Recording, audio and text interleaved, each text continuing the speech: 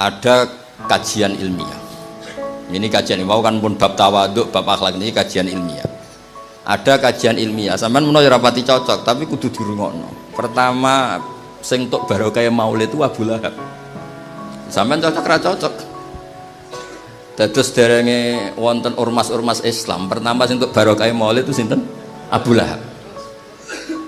Terus, yo Bang yo. Gus.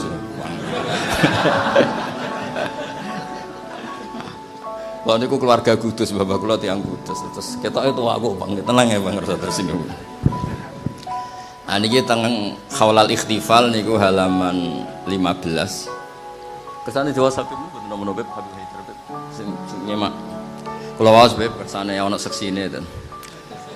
Bismillahirrahmanirrahim. Niki dawuh Sayyid Muhammad nyritakno adillatu jawazil ikhtifal bi maulidin Nabi sallallahu alaihi wasallam. Dalil boleh acara ikhtifal, acara syukuran bi maulidin Nabi. Faqad jaa fil Bukhari annahu yukhaffafu an Abi Lahabin kulla yaumis Senin. Dados diriwayatkan bahwa Abu Lahab setiap hari Senin dapat keringanan apa? Azab bisa babi itkihi lu Suwaibah jariyati. Dados Abu Lahab lu nak ngopi diurusi Suwaibah. Hari iku ngopi dhewe nyapu dhewe mergo pembantune kan hormat Sayyidah sinten? Aminah. Mergo gadah putra Rasulullah sallallahu alaihi wasallam. Lho ngoten tok niki Abu Lahab ora roh carane niat, ya ora roh carane mahallul qiyam. Tapi urun. Apang makhluk qiyam tok gak urun. Urun, Bang. Maksudnya urun. Dadi krungu kabar Nabi lahir iku urun. Sing diurono gak main-main. Jariyahe pembantu sing biasa ngurus ngopine, ngurus macam-macam. Dikekno Aminah ben ngurusi Kanjeng Nabi. Kafir Abu Lahab niku kafir. Dados khusus Maulid Nabi niku meneh dek tiyang Islam, tiyang kafir mawon untuk barokah napa? Maulid. Niki kersane tahqiq daripada zaman krungu-krungu kok mubalek takbire ra ono tapi ngomongi ra barbar, mendingan krungu kok Sayyid Muhammad dan Masun Karwan niki. Wae teng Khaulal Ikhtifal nomor 15. Kula waca ya. Wa yaqulu fi dzalikal Hafidz Samsuddin Muhammad bin Nasiruddin Ad-Dimishqi, "Idza kana hadza kafiran ja'a dzamuhu." Lakone Bang. Iso kowe apal? Lah lakone saiki aku sing manani. Ah itu tuh. Soalnya nyanyi Bang. Aku sing. Sing apik, Bang? Ayo, mesti. إذا كان هذا كافرا جاء ذمه بتبت يداه في الجحيم مخلدا. Untuk lagune telu ono sing cepet ono sing sedeng. أتى أنه في يوم الاثنين دائما يخفف عنه للسرور بأحمد يخفف عنه للسرور بأحمد. فما الظن بالعبد الذي طول عمره بأحمد مسرورا ومات موحدا بأحمد مسرورا ومات موحدا.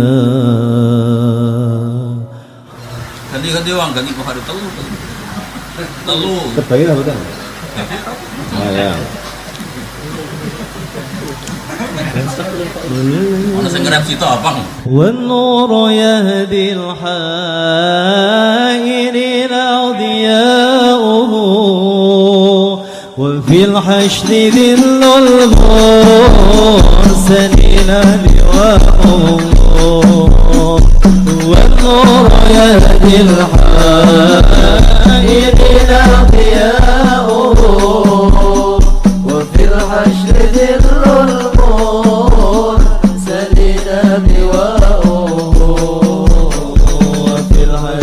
ذل المرسلين لواؤه إذا كان هذا كافرا جاء دمه بتبت يداه في الجحيم مخلدا أتى أنه في يوم الاثنين دائما يخفف عنه للسرور بأحمد هو النور يهدي الحائرين ضياؤه وفي الحشر ذل المرسلين لواؤه وفي الحشر ذل المرسلين لواؤه وكأنه في يوم الاثنين دائما يخفف عنه للسرور بأحمد فما الظن بالعبد الذي طول عمره بأحمد مسرورا ومات موحدا فما الظن بالعبد الذي طول عمره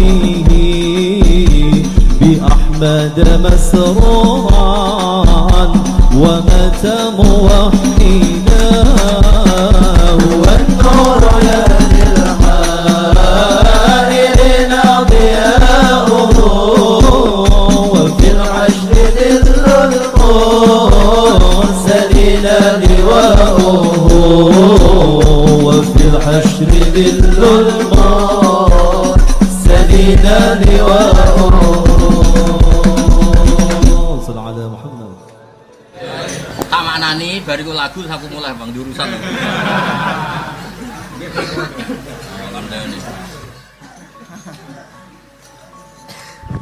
Ya niki kula maknani terus kula niku sakjane makdzur saking hormati bidin Mbak Don niku mengke terus ya apang nyanyi malih. Nggih ya saiki nggih kersane nyanyi neh. Pisan gas, Bang. Mungkin sing sering ngaos temriki kan sering pireng cerita niku. Kersane niki hormat teng majelis Maulid kula dudono takbire sore saking Sayyid Muhammad napa Alawi. Barokah Maulid niku pertama sing ngrasakno niku Abu Lahab, padahal napa kafir. Sonten Al Muhaddis Ad-Dimishqi dawaken di syair wau. Idza kana nalikane ana sapa hadza ikilah Abu Lahab iku kafiron iku kafir. Jaa ingkang teka apa dzamuhu apa ngritik Abu Lahab utawa mencela Abu Lahab. Dikritik, dicela, ditabat yadah. Dados sing ngritik, sing mencela Abu Lahab niku pangeran. Nah, dikritik wong gak biasa trimo padha-padha manusa. Sing ngritik ku pangeran, sing nyalahno ku pangeran. Tapi di amal Maulid turun, Bang. Jadi niku merdekakno sinten? Suwaibah. Niku untuk barokahe hormat Rasulullah sallallahu alaihi wasallam. Ja ingkang teka apa damuhu apa nyela Abu Lahab ditabat yadah kelawan surat tabat yadah. Fil jahim ing dalam neraka jahim mukhallatan hale diabadekno. Jadi orang yang dapat jatah neraka selawase mawon untuk barokahe napa? Maulid. Ata teka apa anahu, ata teka maknane riwayat apa anahu sakjane Abu Lahab fi yaumil isnain ing dalam dina Senin daiman ing dalam selawas-selawas iku yukhafafu den gawe ringan apa anhu sange Abu Lahab. Jadi siksane niku khusus dina Senin napa diringanno. Mergo lisururi krana seneng bi Ahmad lan Nabi Muhammad sallallahu alaihi wasallam. Mulane niki apang ganjarane kathah. Kok kadang ngaji mbek kiai iku sumpek, sapang nyanyi wis seneng kabeh. Tapi nak nyanyi tok ra paham goblok kabeh. Ya Pang ya clear ya. Nak nyanyi tok ra paham goblok kabeh. Lah nak ngaji tok bingung kabeh. Lah mulane ya ana ngaji, ana nyanyi. Nggih Beb nggih, cocok nggih Beb. Nggih. Ya nak ngaji tok ra paham bingung. Nyanyi tok ra paham goblok. Bingung mbek goblok elek kabeh. Lah niki mun koalisi wonten Habib, wonten kiai, wonten penyanyi, pun. Lho mboten nyanyi mboten app, asal kanggo apik mboten app. Malam ya takon nabil Quran falesa. Dadi ana takon ini maca Quran iku ya ana takon. Ya aku ngawur iku jek dalil, Mang. Kok darane nyanyi tersinggung. Oh, aku mantu kiai darane penyanyi Gus Pak. Gak ngregani wong. Maksudnya yo sing positif. Gak usah bantah. Kualat dibantah aku. Lah kok dhewe Gus Asin kiai ora oleh maksudno. Kula maksudno biasa mergo yakin agak mandi dadi tenang mawon kula. Mboten ate. Terus jelas ya. Ata annahu fi yaumil isnani daiman yukhaffafu anhu lisururi bi Ahmad. Terus Abu Lahab berhubung seneng kalian Rasulullah lahir Kanjeng Nabi. Niku ditakhfif, diringakno aja. Seneng urun kula balen. Penting ditambah urun. Nek mboten tambah urun negara maulid teko mergo mangan gratis. Famadzannu bil abdi alladzi tula umri. Lalu kalau Abu Lahab saja dapat keringanan azab, bagaimana dengan orang sing tula umri sepanjang umure bi Ahmadan apa masrurun.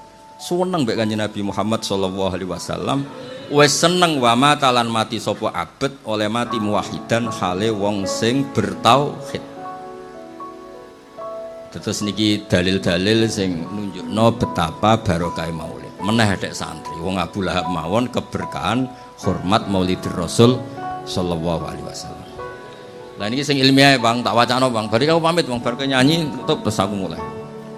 Kula wingi pamit Cik Bidin, wajane kan kula riyen terus Gus Yasin ya Haidar terus diselip tiyang kalih sitok putrane guru, sitok putune Nabi dadi bismillah ngalah mawon. Srepot Musa. Lho ngalah yo penak, nek diitung tawaduk yo ganjaran, nek diitung apes yo sial yo ganjaran. Mergo mazlum napa? Dadi mazlum yo ganjaran, tawaduk yo ganjaran. Kesusu mulai sawangane harmonis mbek keluarga yo ganjaran. Wis pokoke digawe agama. Ketemu kon yo ganjaran wis. Piye-piye umat Kanjeng Nabi.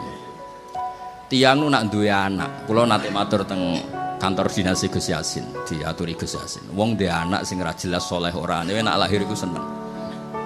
Wong kelahiran anak sing ra jelas saleh, ra jelas prospeke mawon seneng.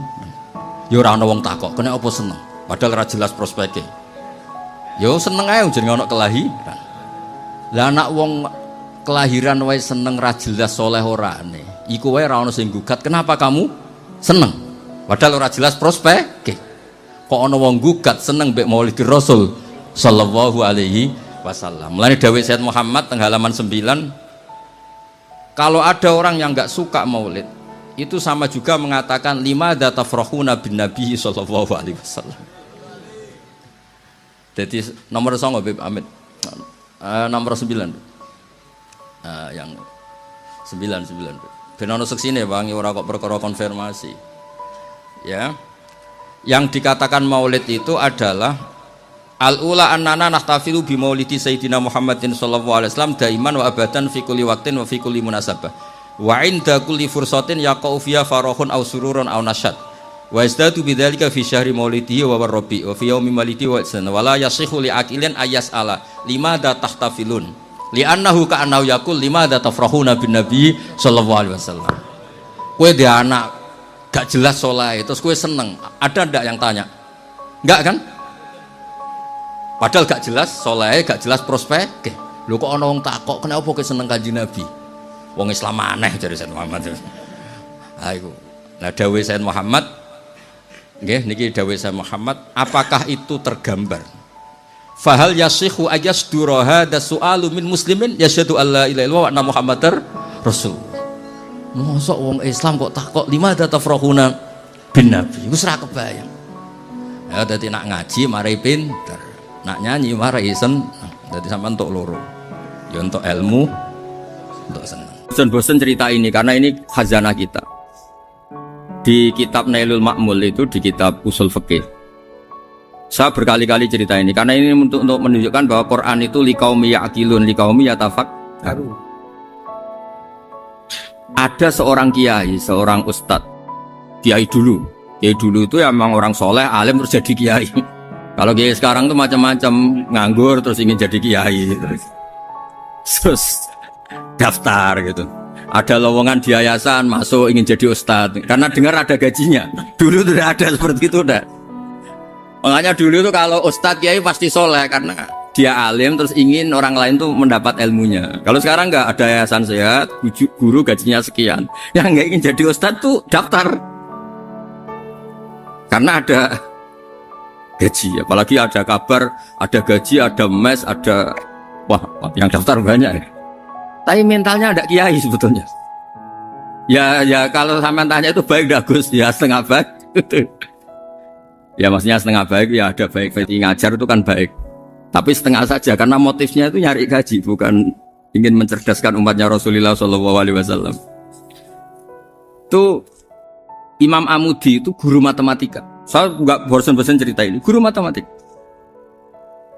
Muridnya sampai takut ini masuk surga ndak. Kiai kok ndak ngajarin istighosa atau tahlil malah ngajarin apa? Matematika. Beliau meninggal terus muridnya tanya, "Ma fa'alallahu bik?" Kira-kira gitu. Apa yang dilakukan Allah? Allah nyambut Anda gimana? Terus kata Imam Amudi, "Bagus, saya disuruh ngajar malaikat." Karena malaikat kan enggak pernah kayak anak beki gini ngaji gini. Malaikat tuh enggak pernah ngaji, dia iman saja karena tahu surga, tahu neraka terus iman gitu aja. Jadi imannya malaikat tuh enggak keren kita. Imannya loh ya. Loh itu yang ngendikan Nabi loh, enggak saya. Nabi pernah tanya sama sahabat, iman yang paling keren siapa? Jawabannya sahabat malaikat. Ya enggak, karuan malaikat iman. Dia yang tahu surga neraka, tahu segalanya, masa ada? Nah imannya pasti iman lah katanya. Terus ya para sahabat engkau iman ya wajar kan menangi saya, nemuin saya. Yang hebat itu orang-orang yang tidak melihat saya, tidak saya didik tapi tetap iman. Karena dididik akal, ya tadi dididik Quran, apa dididik Quran. Sama siapa? Teks bahasa Arabnya masa enggak? Terus Imam Amudi kata Allah, suruh dia ngajarin para malaikat cara menemukan saya. Malaikat dikumpulin terus Imam Amudi disuruh ngajar. Sama singkat kata-katanya Allah di mimpi itu. Istadilla ala wahdaniyati bihadrati malaikati. Tolong ajarkan cara menemukan saya padahal Anda ini manusia yang tidak melihat saya. Anda di Jakarta kan melihatnya gedung-gedung. Paling jadi khayal terus nikmat lah, Anda ikut punya tapi ikut nikmati. Orang desa-desa kalau ke Jakarta itu pokrol. Wah di Jakarta tuh gedungnya tinggi-tinggi, tidak kayak kampung sini. Lu udah ikut punya, ikut bangga. Di Jakarta orangnya cantik-cantik, tidak kayak orang sini. Padahal dia ya tidak dapat orang cantik gitu. Jadi Allah tuh saking pinternya, miskin-miskin ya bisa berkhayal dan bahagia. Nah, itu alhamdulillah betul. Akhirnya itu apa ini anak-anak begini saya tak niati ngajar standar anak-anak akademik. Terus pertama yang diajarkan hanya bilang gini, sama siapa teknya? Ya malaikat wahi para malaikat. Terus beliau bilang, nisbatus naini wassalasah ila malanihayata lahu nisbatul far'i ilal asl. Angka itu jumlahnya berapapun 2, 3 sampai triliunan. Semuanya itu nisbatul far'i ilal asli. Binisbat ilal wahid nisbatul far'i ilal asli. Angka 2 ya cabangnya 1, 3 ya cabangnya 1, 1 triliun ya cabangnya 1. Tetap yang asal usul adalah angka 1. Itu nangis semua malaikat. Cara Jawa itu mandek man kowe iman kaya imanku. Makanya imannya umat Rasulullah SAW itu PD-nya yakinnya kayak imannya malaikat. Kalau Tuhan itu 1. Karena angka agak bisa dimulai kecuali dengan angka 1. Makanya nisbatus naini wassalasah ila malani hayatalahu iku nisbatul far'i ilal asli. Semuanya itu nisbatnya cabang ke induk. Berarti semua alam raya ini tetap asal usulnya 1, yaitu qul huwallahu ahad. Nah, itu namanya akal. Umatnya Rasulullah itu ditinggali mukjizat akal lewat panduan Quran sehingga meskipun kita tidak menangi Rasulullah, tidak menangi sahabat, kita tidak tahu malaikat Jibril, tapi cara iman kita ini tidak kalah keren. Yakin hakul, yakin. Terus kedua, gambar. Kamu gambar rumah, gambar hewan, gambar apa saja, mesti dimulai 1 titik. Entah gambar kamu bagus, entah jelek, tetap dimulai 1 titik. Nah titik ini namanya nuktotul wujud. Semua alam raya dimulai dari 1 titik, yaitu nuktotil wujud. Makanya Quran dimulai bismillah, dan bismillah itu dipilih sama Allah pakai pertama ba itu ada titik. Itu kata semua ulama, itu titik itu singkatan dari bi kana makana wa bi yakunu mayakun. Karena saya semuanya ada. Bi itu karena saya. Jadi makanya santri-santri beki tidak usah bayangkan kamu jadi wali terus bisa terbang ke Mekah, tidak usah. Kalau terbang ke Mekah ya sudah umroh aja bayar. Kalau enggak ya maklaran KBH atau apa. Pokoknya cari gratis. Ya gratis kan ya. Dapat orang 10 gratis. Satu. Terus orang enggak umroh-umroh dirayu-rayu supaya umroh. Repot. Itu pelanggaran fikih itu. Kalau orang punya utang itu wajibnya nyaur utang dulu gitu. Wah repot. Saya itu juga sering bingung di kampung-kampung. Gus sama umroh. Kenapa? Dapat gratisan. Minta uang saja buat nyaur utang. Enggak boleh. Wah, secara fikih yang wajib itu nyaur utang bukan umroh. Enggak boleh Gus diminta uang, enggak boleh, harus umroh. Udah gitu saya ini bingung Gus mau umroh. Enggak nikmati. Kenapa? Disuruh ngajar Gus. Repot semua kalau ibadah mergawe ya gini bingung semua. Ya saya mohon anak-anak BK semuanya yang seneng Quran itu harus seneng sampai kayak saya sehingga tahu mencari Tuhan dengan cara tauhid yang berbasis akal itu sedzahir imannya malaikat. Jika di kelasmen iman itu manusia ulul ilmi, kita-kita yang nekuni ilmu itu nomor 1 prakteknya. Karena nomor 1 itu Allah karuan kan syahidah wa, Allah kan gak tertandingi syahidah wa annahu la ilaha illa huwa. Terus wal malaikatu, malaikat kan karuan karena langsung menyaksikan surga. Dan ketiga apa? Wa ulul ilmi. Berarti prakteknya kan nomor 1. Kalau kompetitornya semuanya manusia, ulul ilmi nomor berapa? 1 kan? Nah nomor 3 kan dari Allah, malaikat, ulul ilm. Berarti kalau kompetisinya antar manusia nomor berapa? 1 kan? Nah kenapa ulul ilmi di nomor 3 kan tapi dari Allah, malaikat, ulul? Kerennya kayak apa? Karena cara iman ulul ilmi itu enggak ada ragunya sama sekali. Kamu ragu enggak kalau 2 itu cabang dari 1, asalnya 1? Enggak pernah kan ragu kan? Semua gambar seruat apapun dimulai dari 1 titik, ragu enggak? Enggak kan? Nah imannya umatnya Nabi karena dipandu oleh Quran itu seyakin itu, sehakul yakin itu. Nah itu terus Jubair bin Mut'im jadi iman. Am khuliqu min ghairi syai'in am humul khaliq. Terus kata Allah lagi, kalau kamu tidak percaya saya yang bikin langit bumi ya gampang dong, kamu saja yang ngomong kalau kamu yang bikin. Paling orang sepakat kamu stres. Terus hanya ayat gitu, am khalaqus samawati wal ard. Kalau kamu tidak yakin Allah yang bikin ya silakan Anda klaim saja kalau kamu yang bikin langit bumi. Bala yuqinun, kamu juga gak mau kan dibilang stres. Ya, ini ngaji ilmu dulu nanti bagian terakhir ijazah. Bismillahirrahmanirrahim. Ini riwayatul Bukhari. Haddatsana Abdullah bin Yusuf, haddatsana Les, haddatsana Sa'id al-Maqburi an Nabi Hurairah radhiyallahu anhu qala an-nabiy sallallahu alaihi wasallam. Ma minal anbiya'i nabiyyun illa qad u'tiya minal ayat ma mithluhu amana alaihi al-bashar. Wa innama kana alladhi utituhu wahyan awhahu wa ilayya fa arju an akuna aktsarahum tabi'an yaumal qiyamah.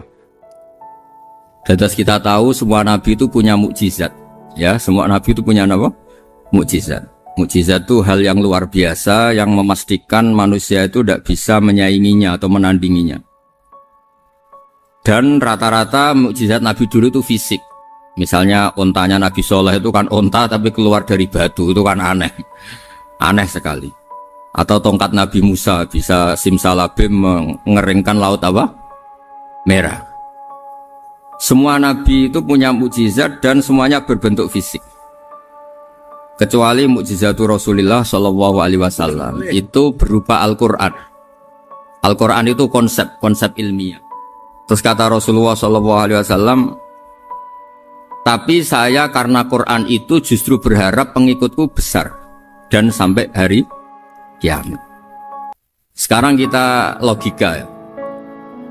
Andaikan kamu punya tongkatnya Nabi Musa, kalau kamu suka uang, kepikirannya dijual apa dipakai? Kalau kamu suka uang, pakai. Kalau kamu ahli suudon itu pikirannya ndak, ini asli ndak. Karena yang melihat di Turki itu ya sebagian gitu. Kalau yang suka perdukunan itu bayangkan tuh miliknya. Mungkin dipakai ngakali orang atau apa, pokoknya bayangkan tuh miliknya. Kalau yang kolektor pikirannya itu nanti ini laku berapa. Tapi kalau peneliti mungkin pikirannya itu ini asli apa enggak? Bukti aslinya apa? Repot lah. Lagi pula kalau kamu punya utang terus mau apa? Istri kamu marah mau apa kalau pakai tongkat? Nah, beda dengan mukjizatnya Quran itu semuanya apa? Ilmiah. Orang yang sedang harmonis dengan istri bisa pakai ayat di antara ayat-ayat Allah itu apa? Wa ja'ala bainakum mawaddatan warahmah. Nanti kalau ditakdir cerai, saya tidak menyarankan cerai. Kalau ditakdir cerai, itu masih dimotivasi sama Allah. Wa iyyatafarraqa yughnillahu kullam min sa'ati. Jika suami istri itu cerai, jangan-jangan suaminya dapat istri lebih baik, istrinya nanti dapat suami lebih baik. Jadi yang masa lalunya dianggap prahara. Kan banyak orang suaminya meninggal ketika nikah lagi ditanya, kangen sama suami pertama, alhamdulillah ini lebih baik. Padahal suaminya yang meninggal itu berharap istrinya ini kangen, ternyata dia sudah syukur dapat suami yang lebih baik. Jadi Quran itu menunggui kita ila yaumil qiyamah. Kita tidak bunuh diri, itu ya barokahnya Quran. Karena problem apapun kita dinasihati sabar, dinasihati sabar. Kan nggak mungkin kamu pegang tongkatnya Nabi Musa, punya masalah apa saja ngelihat tongkat, bisa apa tongkat. Tapi kalau Quran kan nasihat, solusi.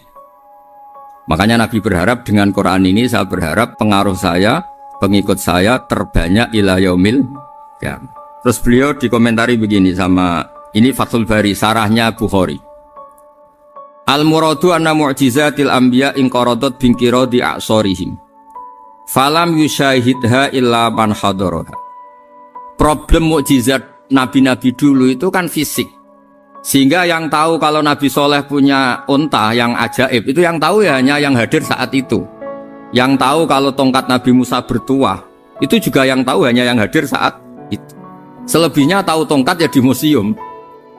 Tapi kalau Quran menjadi solusi, menjadi panduan, menjadi pegangan, itu ila yaumil qiyamah. Kita beri contoh ya, Quran panduan yang paling gampang misalnya. Dulu ini cerita ya. Dulu itu ada orang kafir cerdas namanya Jubair bin Mut'im. Itu saking pinternya dia, pinter juga tokoh. Itu sebagai delegasi pembebasan Asra Badrin. Jadi tawanan-tawanan perang Badar itu mulai dulu ya ada negosiasi mau dibebaskan. Terus orang-orang kafir ini menugaskan namanya Jubair bin siapa? Mut'im. Ini ada di Bukhari. Karena ini ngaji di Jakarta. Kalau orang nggak tahu hadis juga tanya ini sahih enggak gitu. Wong nggak tahu kok tanya, itu aneh. Padahal kalau dibodoni itu ya nggak tahu. Tapi ya tetap tanya, hadisnya ini sahih enggak? Ini kata kiai apa kata nabi ini? Memangnya kata nabi kamu dengar kan ya lewat kiai. Emang. Setelah itu Jubair itu datang ke Medina. Dengerin, datang ke mana? Medina. Kemudian dengar Nabi baca Wattur pas sholat maghrib. Jubair karena Nabi dulu gak ada hotel, gak ada pondok ya. Pondoknya Nabi hanya sufah itu. Nabi baca maghrib, bukan diskusi, bukan debat, baca Wattur wa kitabim mastur firraqim mansur wal baitil ma'mur wasaqfil marfu wal bakhril masjur terus. Kemudian sampai pada titik ayat am khuliqu min ghairi syai'in. Masa manusia atau alam raya yang maujudat, yang nyata, yang wujud nyata. Kemudian asal-usulnya itu ketiadaan. Ini kan hadhil alam maujud, alam ini kan nyata. Masa sesuatu yang nyata, penciptanya itu tidak nyata. Jadi gak mungkin ada faham nihilisme. Kalau faham nihilisme berarti melahirkan teori begini. Al-adamu yakhluqu maujudan, sesuatu yang tidak ada, menciptakan yang itu kan akal gak bisa nerima. Kalau sesuatu ini ada, penciptanya pasti ada. Terus akhirnya Jubair bin Mut'im itu simpuh di depan Rasulullah terus bilang, ya Muhammad kada qalbi ayatir, hampir saja hati saya terbang. Kalau riwayatnya Imam Ahmad, faka'anna masudi qalbi, hati saya ini hancur. Semua teori yang saya bawa untuk melawan kamu sekarang luluh semua, hancur semua. Yang benar adalah teori Anda bahwa Tuhan itu satu dan Tuhan itu ada sebelum semua makhluk.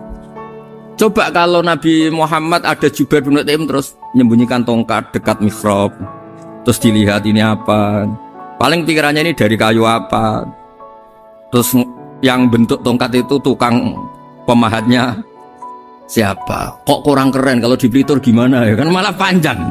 Kira-kira kalau mukjizat itu dari tongkat itu malah panjang lah pokoknya, panjang. Lagi pula kamu coba kan gak ngarah mandi, itu yang mandi kan nabinya bukan tongkatnya. Coba tongkatnya Nabi Musa coba anak-anak beki itu. Dipakai mukul kucing aja tidak mesti mati itu. Jadi nggak jelas mukjizat-mukjizat seperti itu tuh nggak. Tapi kalau Quran menunggui sampai saking hebatnya Quran, teori rasionalitas kampanye di mana-mana. Tingkat validitas, tingkat kebenaran Quran itu bahkan bisa diuji tanpa membuktikan. Tanpa apa? Cukup pakai akal. Ya terus saya teruskan. Fala yamurru terus al-murad anna mu'jizatil anbiya in qaradat binqidari a'sam satu wa mu'jizatul Qur'an mustamirratun ila yaumil qiyamah wa kharquhu lil adat fi uslubihi wa balaghatihi wa ikhbarihi bil maghibat. Terus kata ini yang ngarang Fathul Bari sarahnya Imam Bukhari. Fala yamurru asrun minal a'sar illa wa yadharu fihi syai'un mimma akhbaru bi annahu sayakun yadullu ala sihhati da'wahu. Wa hadza aqwal muhtamilat. Wa takmiluhu fil ladzi ba'da. Wa qilani ya. Anal al-makna anal mu'jizat al-madiyah kanat khissiyatan tusyahadu bil absar kana qati Shalih wa asa Musa. Mukjizatnya nabi-nabi dulu itu hanya penyembuh, hanya pelengkap, hanya nuruti keinginan mata. Seperti dahsyatnya apa? Laut Merah di sebelah apa dipukul sama tongkatnya Nabi siapa? Itu semuanya itu hanya memanjakan mata. Urusan mata. Terus wow itu. Tapi kalau mukjizatnya Nabi Muhammad itu berdasar akal. Maksudnya berdasar akal nih dengerin ya. Dengerin betul. Ketika Laut Merah terus tersibak kan wow itu keren kan? Terus kita bilang menyimpulkan, wah kita tidak akan mampu. Itu bodoh sekali kesimpulan kita tidak akan mampu. Meskipun bikin nyamuk Anda juga tidak mampu. Loh untuk memutuskan tidak mampu saja kok sampai pertunjukan seperti itu tuh laopo, cek goblok gitu. Nah kalau kita karena umat yang pinter untuk memaksa kita nggak mampu, Allah bilang innallaha la yastahi ayadriba mathalam ma ba'ud. Kita melihat nyamuk langsung berkesimpulan tidak mampu. Saya berkali-kali cerita nyamuk itu sudah kecil, masih punya urat, uratnya kayak apa? Masih punya kuman, kumannya seberapa? Ya enggak? Nyamuk itu kecil, punya organ tubuhnya punya urat. Itu kalau kamu pinter, antara tongkatnya Nabi Musa menyibak Laut Merah sama nyamuk itu sama-sama berkesimpulan melahirkan satu faham bahwa kita tidak mampu. Loh, untuk memaksa tidak mampu saja kok nuju pertunjukan ada onta keluar dari batu Naqatu Shalih, ada tongkat yang bisa mengeringkan laut. Cik goblok ya. Lah kita alhamdulillah ada jenis goblok yang seperti ini. Untuk ikrar bahwa Allah itu hebat ala kulli syai'in, cukup lihat nyamuk, kagum kan? Sudah tidak usah bikin hidup. Saya berkali-kali mencontohkan. Para pemahat tak suruh bikin patung gajah itu mampu. Tak suruh bikin patung nyamuk kalau bisa. Nyari materi dari apa aja? Gampang mana bikin patung gajah sampai patung nyamuk? Gajah, makanya Allah bikinnya contoh itu untuk ijaz itu pakai nyamuk bukan pakai gajah. Itu kalau ustadz-ustadz yang agak jorok malah contohnya nyamuk Gus. Itu kecil. Itu kayak apa? Di dalamnya dia hamil. Wah itu anaknya kecil lagi, telurnya kecil lagi, itu gimana itu cara bikin ini? Makanya di sini ini ada kitab Itqan, itu komentarnya itu lucu. Ini kitab Al-Itqan karangannya Imam Suyuti. Ini persis komentar saya tadi yang kata Imam Suyuti, pengarang kitab Itqan. Wa ya imma khissiyah wa imma aqliyah. Jadi mukjizat itu ada yang fisik, bisa dilihat indra, panca indra, bisa dilihat akal. Wa aktsaru mu'jizati Bani Israil kanat khissiyah li baladatihim. Bilada itu goblok, wakilati basairihim. Dasar wong goblok. Mukjizat itu ngenteni sing wow. Maksudnya dasar wong untuk ngakui Allah hebat saja kok nunggu hal-hal yang seperti itu gitu. Paham ya? Mergo likil latin apa aklihim. Wa aksaru mu'jizati hadil ummah akliyatun li farati dzakaihim wa kamali afwahihim. Dan mukjizatnya umat ini semuanya berdasar akal karena sudah cerdas. Jadi andaikan kita melihat tongkatnya Nabi Musa menyibak Laut Merah dengan melihat nyamuk, kesimpulan kita sama-sama wow, sama-sama keren, sama-sama memastikan kita tidak mampu. Makanya terus Quran menerangkan ya wa ma min dabatin fil ardi wala ta'iri yatiru bi janahihi illa umamun amsalukum. Jadi keseharian kita lihat burung kok terbang. Itu sudah ayatun min ayatillah. Paham ya? Dados niki kudu bangga ditunggoni napa Quran, nggih ditunggoni napa Quran. Wa mu'jizatul Quran tusyahadu bil basirah fayakunu mayatabi'u li ajlihi aksar. Terus li annal ladzi yusyahadu bi aini ra'si yang qaridu bingkiradi musyahidi. Sesuatu yang tampilan dahsyatnya itu disaksikan mata, maka itu bisa habis. Era tongkat Nabi Musa seperti itu habis enggak? Bisa mengeringkan laut merah, habis kan? Tapi era mukjizatnya Quran ila yaumil qiyamah. Ya contoh sosial, saya kembali lagi ke sosial. Kamu punya teman awet atau punya istri awet, itu konsepnya ya wal kadhiminal ghaidh, agak gampang tersinggung. Coba kalau kamu setiap tersinggung putus, setiap tersinggung habis, kamu tidak punya teman, tidak punya istri. Sampai kita awet seperti ini, kalau kecewa ya wal kadhiminal ghaidh, ngempet. Termasuk saya ini, biasanya ngaji khusus terus baca gini ya kecewa. Tapi barokahnya diwarai Quran wal kadhiminal ghaidh, ngempet Gus, ngempet. Terus kecewa sama teman, kenapa tidak putus? Karena wal afina aninna, sudah kalau kecewa maafkan. Coba kalau kita kecewa presiden demo, kecewa menteri demo, kecewa orang tua minggat, ya kalau dicari, kalau tidak kan malu. Saya itu punya teman tak tanya, kecewa Gus sama bapak itu, kenapa tidak minggat? Malu. Kenapa malu? Takut gak dicari. Itu orang tuh paling malu itu kalau keluar dari rumah nggak di. Saya punya teman lagi, saya ini takut mati Gus. Kenapa? Takut istri saya tidak nangis Gus. Itu kematian terburuk itu kalau mati tahu istrinya ada nangis, itu malu betul itu. Makanya jangan mati, pokoknya pastikan orang sekeliling Anda nangis itu baru berani mati, kalau enggak jangan.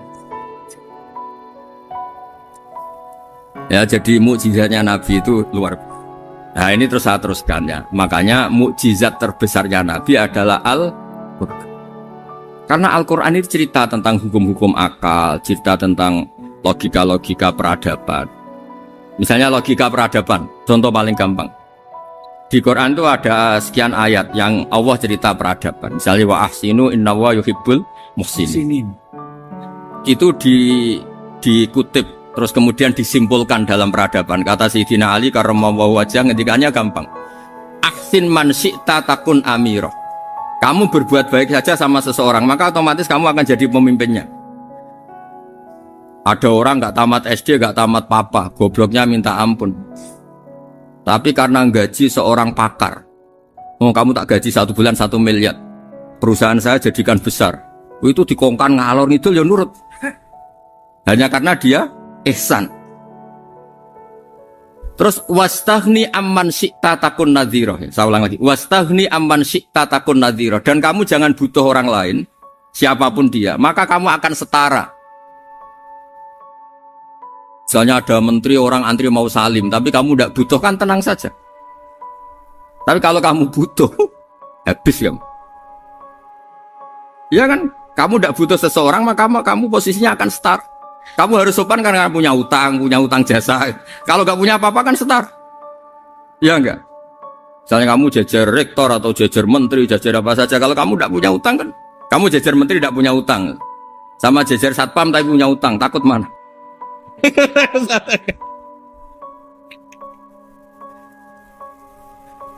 Kalau butuh itu mesti kalah kan? Ada pejabat misalnya nggak begitu cantik sama perempuan cantik yang kamu butuh ingin dicintai, takut mak. Padahal nggak jelas orang ini pangkatnya apa. Jadi dalam hukum sosial itu kata Sayyidina Ali wastaghni amman syi'ta takun nadhira. Kamu jangan butuh seseorang maka kamu akan setara. Terus yang terakhir wahtas ila man syi'ta takun asira. Asira pakai sin. Dan silahkan butuh seseorang maka kamu akan jadi budak dia. Ya coba misalnya Anda seorang profesor, seorang alim, seorang getop, misalnya mencintai janda di ujung kampung sana, jalan kaki 2 kilo, padahal itu gak tamat SD, tapi gara-gara seneng, kacau kan, logika kepangkatan hilang semua kan. Jadi itu hukum peradaban. Itu mewakili isi-isi sosial yang diterangkan Quran. Ya, jadi paketnya 3 tadi ya. Ahsin man syi'ta takun amira. Kamu berbuat baik sama seseorang maka kamu bisa memimpin. Wastaghni amman syi'ta takun nadhira. Kamu jangan butuh seseorang maka kamu akan setara. Mbok kamu ketemu orang terkaya di dunia. Ya ketemu orang terkaya di dunia, kamu jejer, kamu tidak butuh dia. Tenang kan bisa setara kan? Tapi kalau butuh harus sopan, ngajukan proposal, harus berakhlak karimah. Makanya sekarang Anda kok berakhlak kenapa? Ternyata mau nyalek. Biasanya Anda berakhlak kok berakhlak. Ada apa ini? Makanya guyonan di Rembang itu Beb Husain ini. Kalau ada orang mendadak sopan sama temannya, temannya curiga, kok tumben sopan, mau utang ya? Dan zaman akhir itu kacau.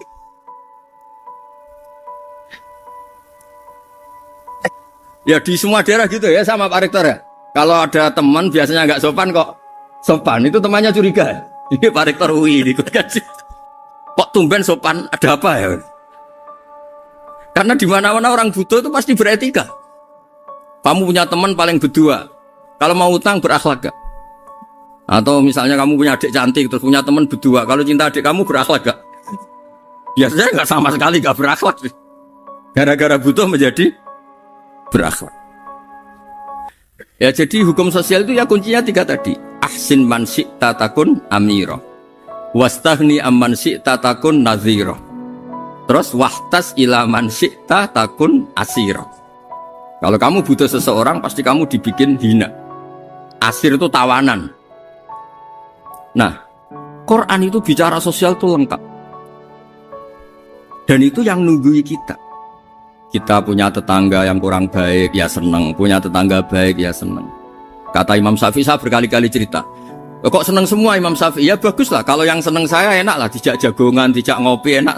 Yang nggak seneng saya, gak ngarah utang. Uang itu nak, kamu punya tetangga gak seneng kamu. Aman kan? Aman. Gak akan pinjem uang kan, pinjem mobil. Uang gak seneng kok. Makanya Imam Syafi'i itu kalau ngedikan luar Syafi'i diceritain orang, ya Aba Abdillah bagiannya, ya Aba Abdillah orang itu gak seneng kau, bagus lah. Loh kenapa bagus? Waman asa'a ilaika faqad atlaqaka. Orang yang gak seneng kamu maka membebaskan kamu. Gak akan pinjam uang, pinjam mobil, gak akan ganggu waktu kamu, kan gak seneng. Justru yang seneng-senengi masalah pinjam terus. Imam Syafi'i itu orang yang anggap dunia itu selesai. Ada yang cerita, ya Aba Abdillah, orang yang tadi cium tangan engkau, yang hormat engkau, di luar maki-maki engkau, ngerasain engkau, ngata-ngatain engkau. Ya bagus lah. Kok bagus gimana? Berarti saya wibawa, depan saya tidak berani ya. Berarti saya wibawa, di depan saya tidak berani ya. Berarti itu makomnya sudah kulillah sumadarhum fi khawdihim yal'abun. Sudah dunia itu selesai, sudah agak penting semua. Nah itu kalau kamu anak-anak beki ahli Quran sudah ayatnya kulillah sumadarhum fi khawdihim yal'abun. Sudah lihat Allah saja agak penting, makhluk-makhluk itu. Dah makhluk semua agak penting, sepenting Allah. Nah kita ini ditunggoni mukjizat seperti itu. Bayangkan misalnya kita ditunggoni tongkatnya Nabi Musa. Saya ngajar di sini terus ini tongkat. Terus nanti yang tanya, Gus itu kayu apa Gus? Nanti yang kolektor tanya itu harganya berapa Gus? Ruwet apa? Terus yang ahli suudon itu asli gak Gus? Wah. Yang ahli suudon kan mesti tanyanya gitu, itu asli enggak Gus? Repot-repot pokoknya. Tapi kalau Quran kan jelas.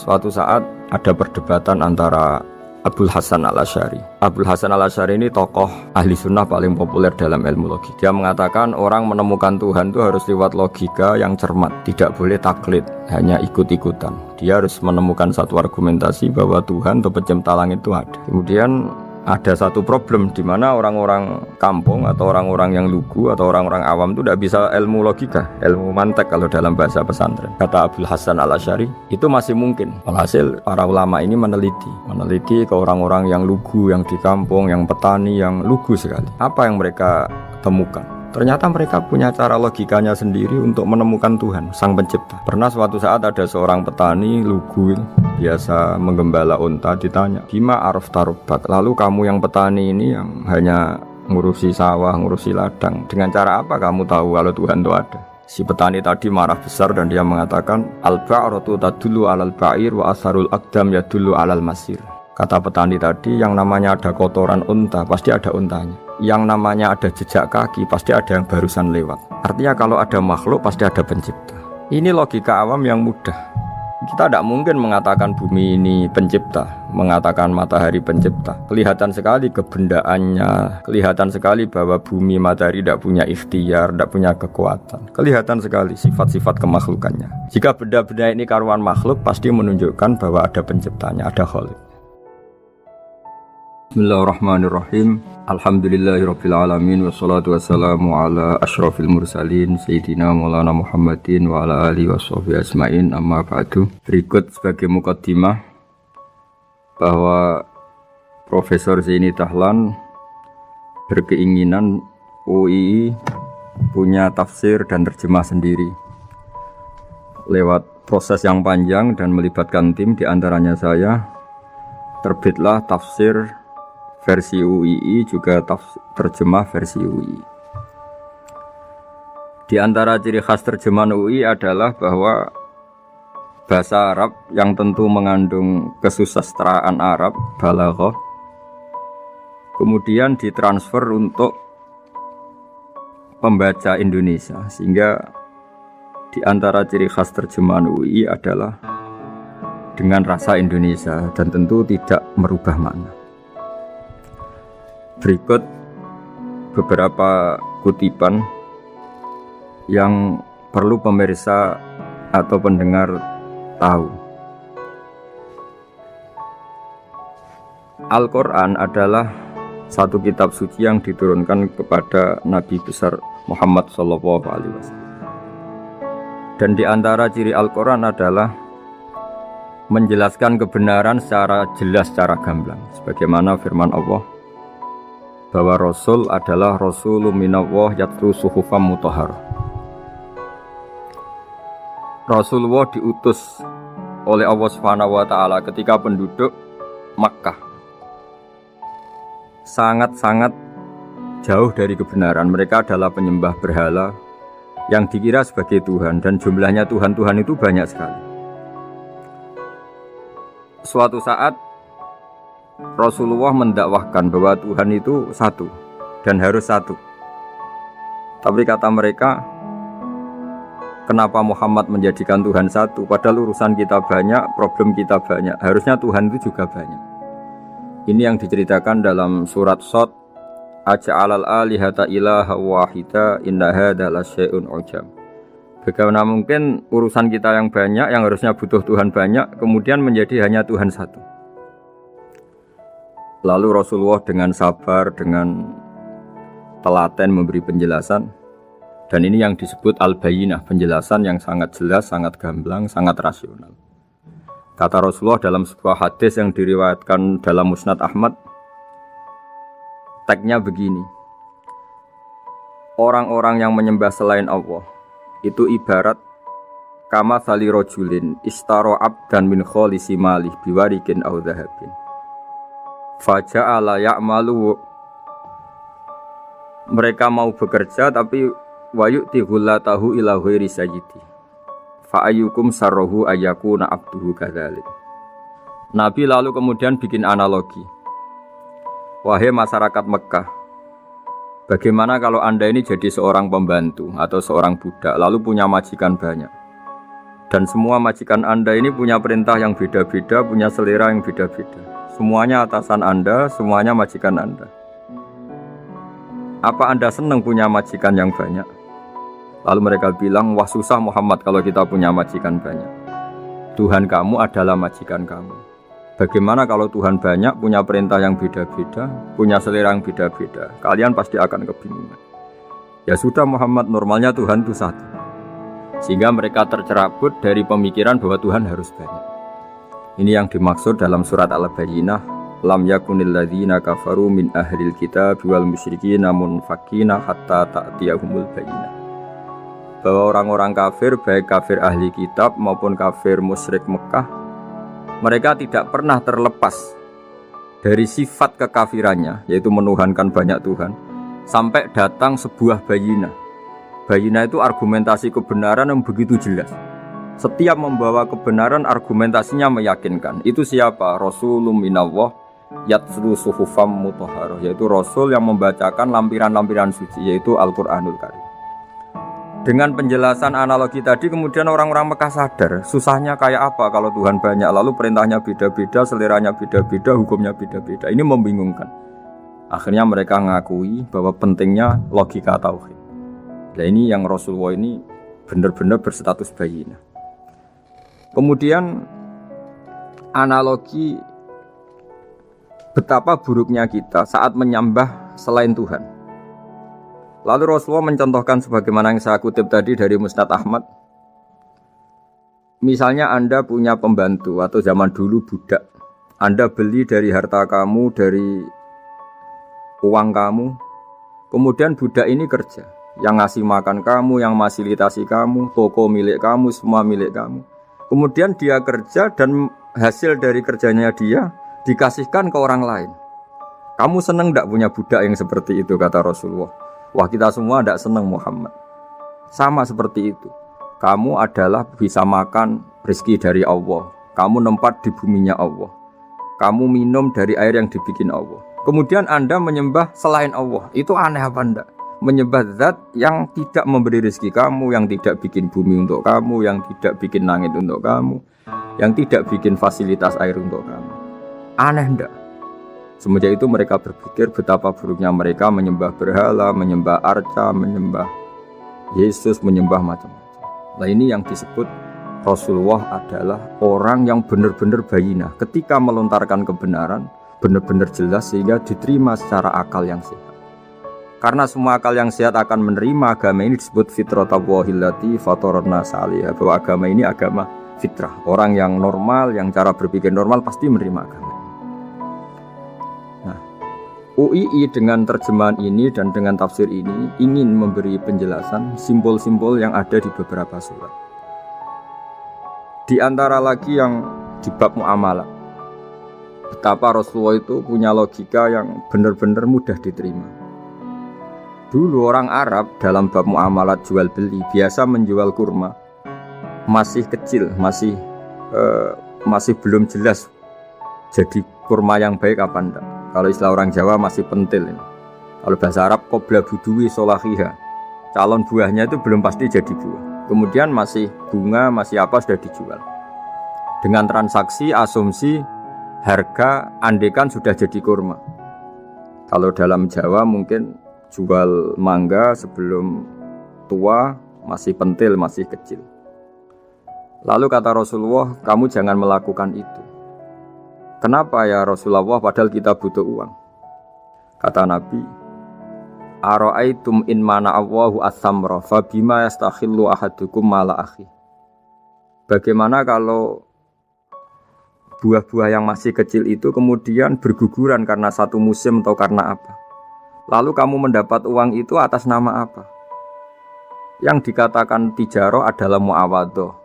Pembeli dapat barang, kamu dapat uang. Lalu kalau barang yang ada enggak menjadi buah yang baik, Anda menerima uang itu atas nama apa? Rasulullah secara haru, secara mengingatkan nurani kita dengan redaksi fabima yastahillu ahadukum mala akhi. Lalu kamu mendapat uang saudara kamu atas nama apa? Kalau atas nama buah, mereka belum mendapat buah. Akhirnya ada kesadaran bersama bahwa sebaiknya kita menjual sesuatu itu yang pembeli ya dapat barangnya, yaitu dalam konteks ini buah yang sudah layak dijual, kita dapat uang. Ini lagi-lagi Rasulullah al-Bayyinah sekali memberi penjelasan begitu jelas. Ketiga misalnya di bab jinayat, di bab hukum pidana. Rasulullah kalau bikin logika itu begitu jelas, mudah diterima. Misalnya begini, suatu saat Rasulullah bersabda, Al-Qatil wal Maktul finnar. Orang yang membunuh dan yang dibunuh sama-sama di neraka. Tentu dalam konteks saling bunuh yang dalam kedzaliman. Lalu sahabat janggal, ya Rasulullah, oke lah kalau pembunuh itu masuk neraka. Ini bagaimana mungkin yang dibunuh pun masuk neraka? Rasulullah dengan jelas, dengan bayinah, dengan hujjah, beliau menjawab, innahu kana harisan ala qatli sahibihi. Sebetulnya yang terbunuh pun mentalnya pembunuh, karena dia sangat juga ingin membunuh saudaranya. Nasibnya saja yang menjadikan dia terbunuh. Hanya sahabat tahu, ya ternyata maktul dalam konteks duel adalah mentalnya qatil juga. Sehingga karena mentalnya qatil, dia tetap di neraka. Meskipun prakteknya dia menjadi maktul yang terbunuh. Nah ini yang dimaksud oleh Allah, bahwa Rasulullah ini bisa menghilangkan tradisi kemusyrikan, bisa menjungkir balikkan, menghancurkan kemusyrikan, karena Rasulullah bisa menjelaskan secara detail hatta ta'tiyahumul bayyinah. Bayyinah adalah Rasulun minallah yatslu suhufam mutahharah. Jadi ini yang insya Allah sebagai kajian kita, bahwa kita butuh sekian penjelasan untuk mengenang dan membuktikan bahwa Rasulullah adalah benar-benar al-bayyinah. Dari sekian contoh tadi, pendengar bisa tahu betapa agama ini mudah diterima oleh akal. Sehingga di beberapa ayat disebut agama ini liqaumi ya'qilun, liqaumi yatafakkarun. Agama ini bagi kaum yang bisa berpikir, agama ini bagi kaum yang mau berangan-angan. Dulu untuk menghilangkan kemusyrikan dengan logika kafir Mekah bahwa urusan kita banyak, harus Tuhan banyak, itu panjang sekali. Di antaranya ada ayat yang spesifik tentang itu. Daraballahu mathalan rajulan fihi syuraka mutasyakisuna wa rajulan salamal lirajul hal yastawiyani masalah.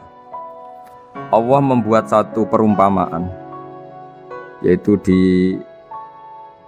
surat Daraballahu mathalan rajulan fihi syuraka, di surat Zumar ayat 29. Allah membuat satu perumpamaan, bagaimana andaikan Anda jadi seorang pembantu atau asisten, lalu Anda punya majikan banyak yang seleranya beda-beda. Kemudian dibanding misalnya Anda jadi pembantu dengan satu majikan yang akhlaknya baik, komitmennya baik. Anda milih mana? Lalu orang-orang kafir Mekah menjawab, Muhammad, tentu kita milih punya majikan satu yang baik. Kalau majikannya banyak kita jadi repot. Lalu mereka kata Rasulullah, ya sudah, kalau gitu Tuhan kamu satu saja, jangan banyak, kalau banyak jadi repot. Terus mereka baru tersadar bahwa menuhankan Tuhan banyak itu salah dan resikonya lebih banyak. Ini disebut munfakina hatta ta'tiyahumul bayyinah. Mereka orang-orang musyrik enggak mau tercerabut dari akar kemusyrikannya sampai datang al-bayyinah. Sebuah bukti kebenaran yang begitu jelas, begitu nyata. Siapa kebenaran itu? Rasulun minallah yatslu suhufam mutahharah, yaitu Rasulnya Allah yang membaca lampiran-lampiran suci. Lampiran-lampiran suci ini dalam bahasa Arab diikutkan wazan isim maf'ul disebut mushaf. Makanya kitab suci ini ditulis di sohifah. Kalau dalam bahasa Arab lampiran itu sohifah, dijamakkan kata jamaknya suhuf. Kemudian ketika dicetak, dijilid disebut mushaf. Sehingga alhamdulillah UII Universitas Islam Indonesia punya mushaf, punya terjemahan, punya tafsir. Ini diharapkan kita sebagai ulama, sebagai dai, sebagai ustadz bisa warasatul anbiya, karena kata Rasulullah al ulama warasatul anbiya. Saya kira demikian supaya pemirsa tahu, pendengar tahu bahwa betapa pentingnya menjelaskan secara bayyinah.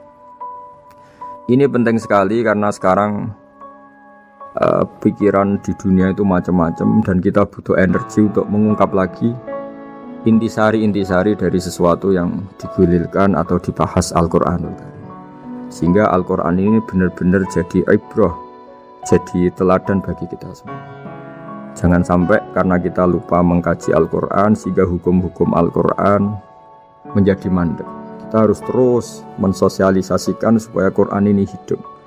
Caranya gimana? Masyarakat dirangsang supaya tahu al-bayyinah. Contoh yang terakhir sebelum menutup perjumpaan kali ini, misalnya dulu orang kafir Mekah itu janggal karena mereka juga punya kajian bahwa Nabi itu bersyarat harus turunan dari bangsa Israel. Karena semua Nabi itu pasti turunan Nabi Ibrahim. Yaitu Nabi Ibrahim punya anak yang bernama Ishak. Ishak punya anak yang bernama Yakub. Yakub ini yang nanti punya anak Yusuf, sehingga Yusuf bin Yakub bin Ishak bin Ibrahim. Ketika nabi-nabi ini hidup di Palestina, di Yerusalem, itu kayak jadi aturan bahwa nabi itu harus turunan Bani Israel. Sehingga ketika orang-orang kafir Mekah dari kelompok ahli kitab, ketika Rasulullah Muhammad mendakwahkan diri sebagai nabi, mereka janggal, bagaimana mungkin nabi dari orang Arab. Nabi itu harusnya orang Yerusalem atau orang Palestina. Kemudian Allah memberi penjelasan, fihi ayatum bayinatum maqamu Ibrahim, bahwa Muhammad adalah turunan Ibrahim. Bukti nyata adalah di Mekah ada jejak kakinya Nabi Ibrahim, yaitu yang sekarang kita sebut maqam Ibrahim. Setelah dilacak-lacak ternyata mbah-mbahnya Rasulullah atau nenek moyang atau leluhur Rasulullah bernama Adnan. Adnan ini kata sejarah-sejarah disepakati wa Adnanu bila raibin intadzawil ulumin nasabiyah ila dzabihi Ismaila nisbatuhu wa muntama, bahwa Adnan ini tertulis secara sejarah lengkap bahwa dia turunan dari Nabi Ismail. Ismail adalah anak dari Nabi Ibrahim. Kemudian makom Ibrahim ini juga dibuktikan sekian sejarah bahwa Ibrahim pernah di situ. Yaitu ketika Hajar, ibu dari Ismail, kesulitan nyari air, lalu lalang lari antara Safa dan Marwah. Kemudian kita kenang sekarang bernama Sa'i. Kemudian dekat Ka'bah ada namanya Hijir Ismail, karena dulu jadi kamarnya Nabi Ismail. Hijir, hujro itu kamar atau ruang khusus untuk Nabi Ismail. Sehingga jelas sekali bahwa Ibrahim, Ismail, Hajar pernah hidup di Mekah.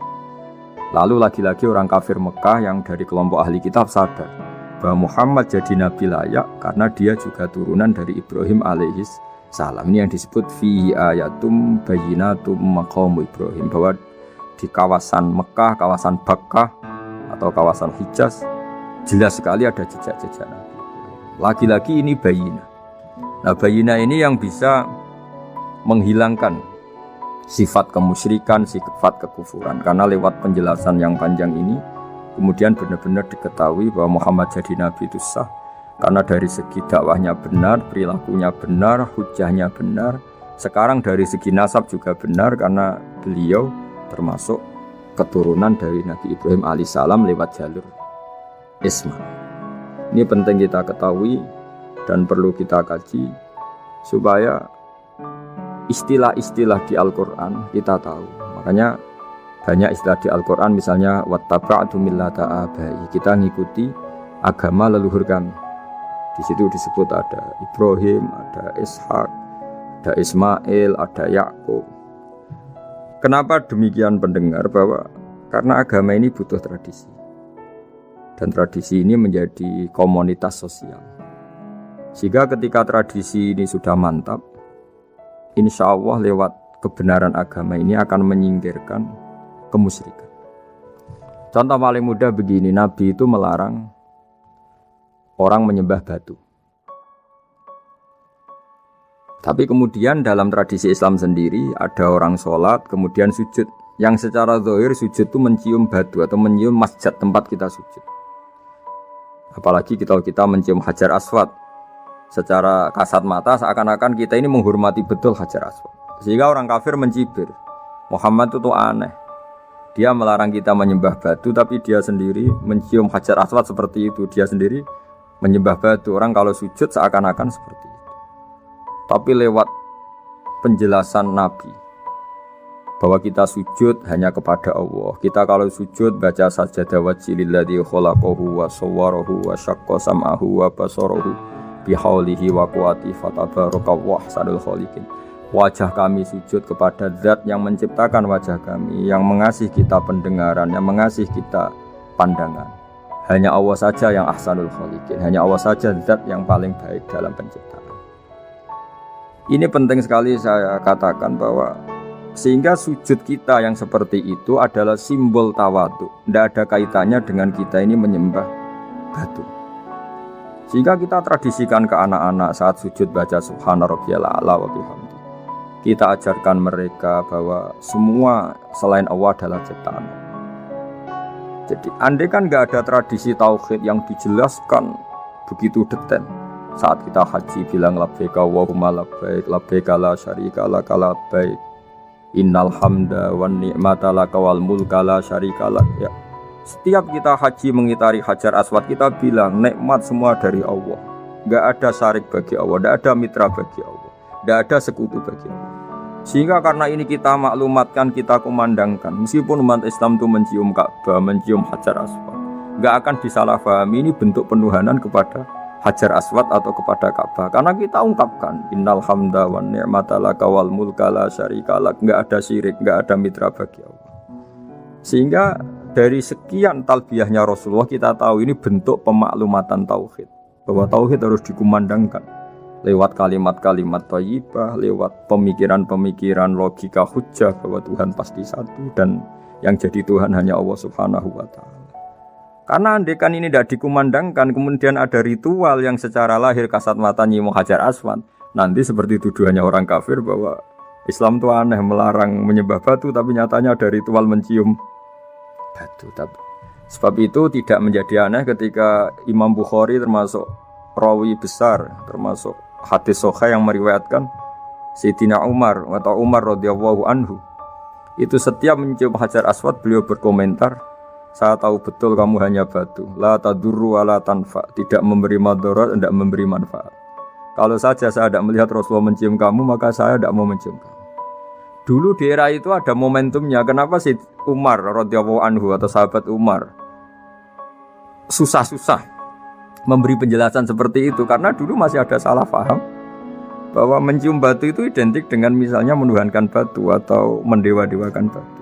Sehingga Umar berutuh memberi penjelasan. Sayyidina Umar memberi begitu penjelasan detail bahwa kamu hanya batu yang tidak mandoroti, tidak manfaat. Tapi secara tradisi sunnah Rasul kamu dicium, ya saya ikut. Ini penting sekali penjelasan-penjelasan seperti ini, maklumat-maklumat seperti labbaik Allahumma labbaik, sehingga semua ritual muslim tidak disangka atau tidak disalahpahami sebagai pemuja materi. Lagi-lagi penjelasan yang detail ini disebut al-bayyinah, Rasulun minallah yatslu suhufam mutahharah. Kemudian ayat berikutnya disebut fiha kutubun qayyimah, bahwa dalam kitab suci Al-Quran itu banyak aturan-aturan atau catatan-catatan yang begitu lurus, begitu benar. Nah, tentu karena kita ini orang Indonesia yang kalau mengakses langsung bahasa Arab mungkin kita masalah, sehingga alhamdulillah Universitas Islam Indonesia menerbitkan seri terjemah juga seri tafsir, dan sekarang dibantu lewat acara ini kita berusaha atau membantu para pendengar untuk lebih memahami lebih jauh. Sahabat Indonesia yang kami hormati, berikut kita mulai kajian tafsir yang dikeluarkan oleh UII. Mari kita mulai dengan surat Al-Baqarah. Bismillahirrahmanirrahim. Alif Lam Mim. Dzalikal kitabul la raiba fihi hudal lil muttaqin. Di sini diterjemahkan Alif Lam Mim, ini termasuk ayat-ayat yang oleh para ulama dianggap mutasyabihat. Artinya kita tidak boleh memaksakan maknanya. Kita cukup iman bahwa itu dari Allah Subhanahu wa taala. Ini termasuk ayat-ayat yang kita percaya bahwa ada makna yang diinginkan Allah, tapi kita tidak perlu menduga-duga apa sepersisnya makna itu. Dzalikal kitabul la raiba fihi, kitab ini tidak ada yang diragukan. Hudal lil muttaqin, petunjuk bagi mereka yang bertakwa. Sahabat Indonesia yang kami cintai, yang kami hormati, muttaqin dari kata kerja ittaqa yattaqi ittiqaan. Maknanya adalah menjaga diri. Ada 3 kelas muttaqin dalam terminologi para ulama, istilah yang dikeluarkan para ulama.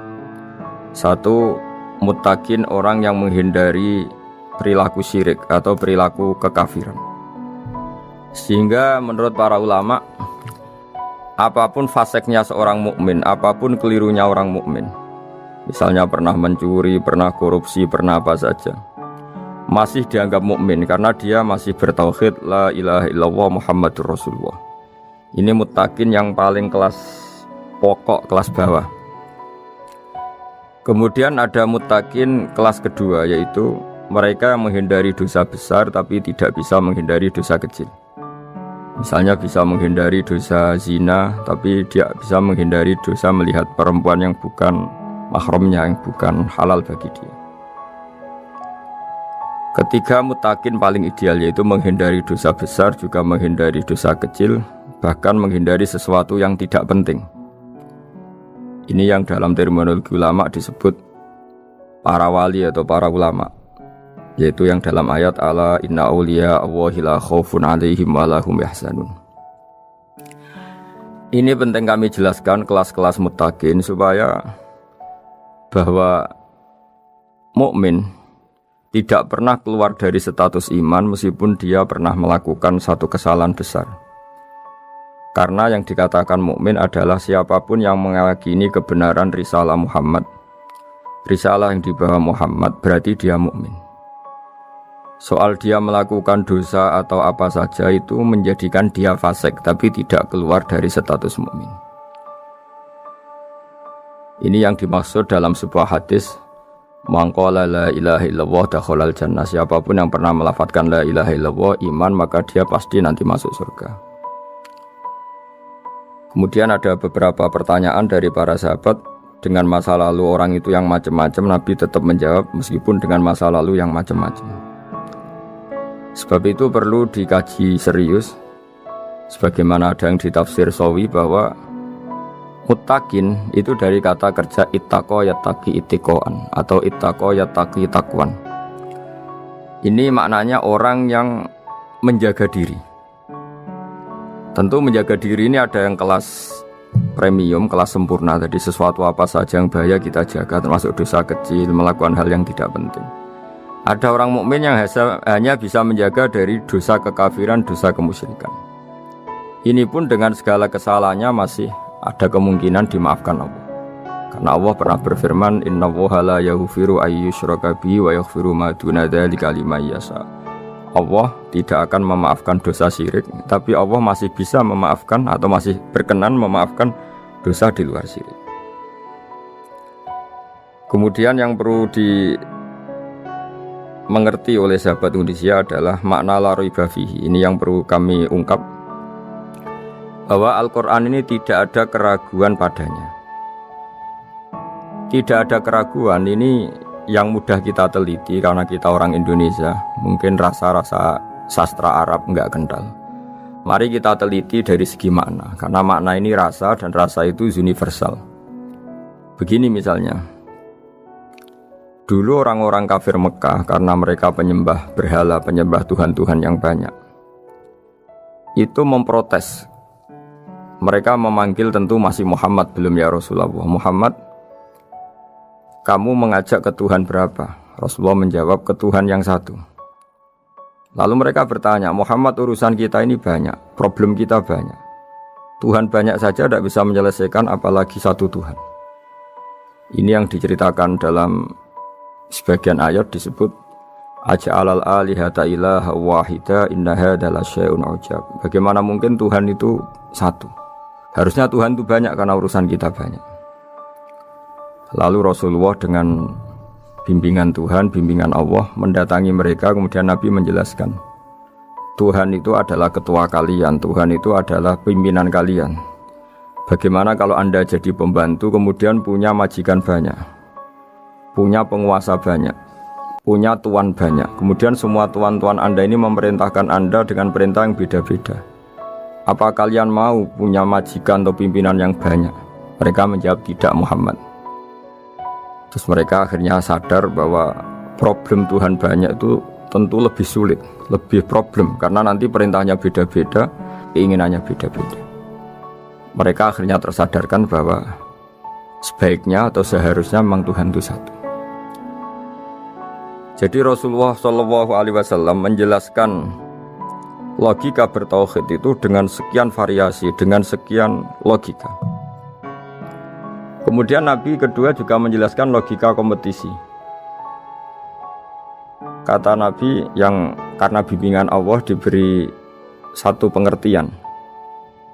Andai kan Tuhan itu 2 atau 3 kemudian berebut dalam tahta arsy atau tahta yang di alam raya ini, sebagaimana lazimnya para penguasa, maka pasti ada yang menang, ada yang kalah. Dan yang kalah tentu gak layak sebagai Tuhan. Ini yang disebut wala ala ba'duhum ala ba'd. Tentu kalau Tuhan itu banyak, mereka akan berkompetisi, akan bertarung. Dan pasti pemenangnya ya satu, karena memang layak jadi Tuhan tetap satu. Sadarlah bahwa orang-orang kafir Quraisy, orang-orang kafir saat itu sadar pentingnya bertauhid. Ketiga, Nabi juga menjelaskan tauhid secara ilmu logika. Begini para pendengar. Kalau dalam teori ilmu tauhid yang agak jelimet dijelaskan begini.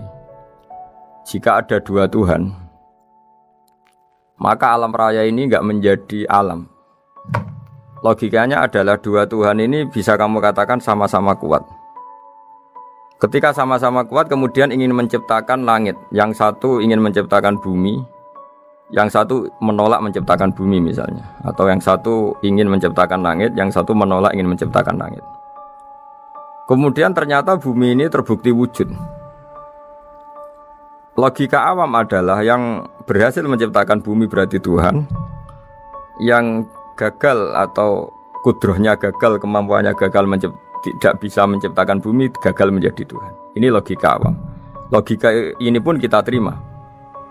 Tapi kalau menurut logika ahli tauhid, ahli pakar-pakar logika, cara berpandangan begini. Ketika Anda mengatakan ada 2 Tuhan yang sama-sama kuat, kemudian terbukti yang satu mampu menciptakan bumi, yang satu tidak, bahasa Anda mengatakan sama-sama kuat ini sudah batal dari awalnya, karena terbukti bahasa Anda salah, sama-sama kuat ternyata yang satu tidak mampu.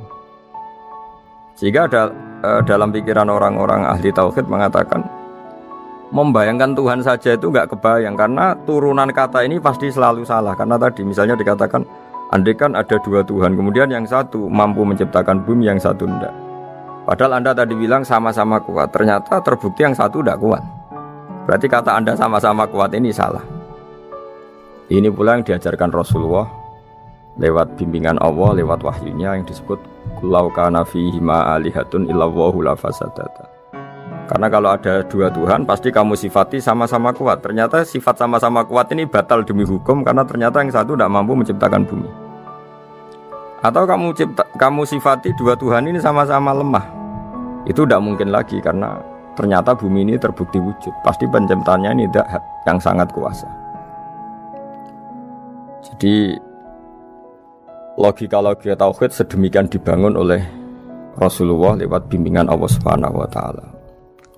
Logika keempat supaya kita iman dan tambah kuat imannya adalah logika yang mudah dicerna oleh kebanyakan orang atau yang bisa diindra. Begini misalnya dalam sebuah ayat di surat Al-Kahfi, kemudian di awal surat Al-Ahqaf, kemudian di sebagian surat At-Tur ada penjelasan begini. Ketika Rasulullah mengajak manusia menyembah Allah, kemudian orang-orang kafir tanya, lalu Tuhan kamu siapa Muhammad? Tuhan saya adalah Allah menciptakan langit bumi. Terus mereka berandai-andai, ada Lata, ada Uzza, ada Manat, ada Hubal. Itu Tuhan-Tuhan kami. Terus Rasulullah bertanya, apakah Tuhan-Tuhan yang kamu sembah itu memberi kontribusi saat langit dan bumi diciptakan? Mereka menjawab, tidak Muhammad, itu Tuhan-Tuhan yang kami bikin. Begitu juga asumsi tentang Tuhan-Tuhan yang lain. Apakah Isa ikut menciptakan bumi atau menciptakan langit? Tentu jawabannya tidak. Karena Isa lahir di bumi, orang tahu tanggal lahirnya, tahu tahunnya, dan sebelum ada Isa juga sudah ada bumi. Sehingga untuk menetapkan tauhid, berkali-kali Quran tanya, Amman khalaqas samawati wal ardu, siapa sih yang menciptakan langit bumi? Siapa sih yang menurunkan air dari langit? Siapa yang mengatur ini, itu, ini, itu?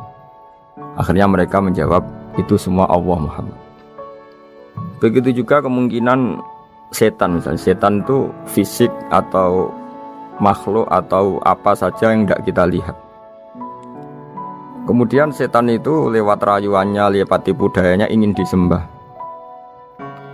Kata Allah menjelaskan ini, ma asyadduhum khalqas samawati wal ardi wala khalqa anfusihim. Kamu tidak perlu takut sama setan atau apalagi menuhankan setan.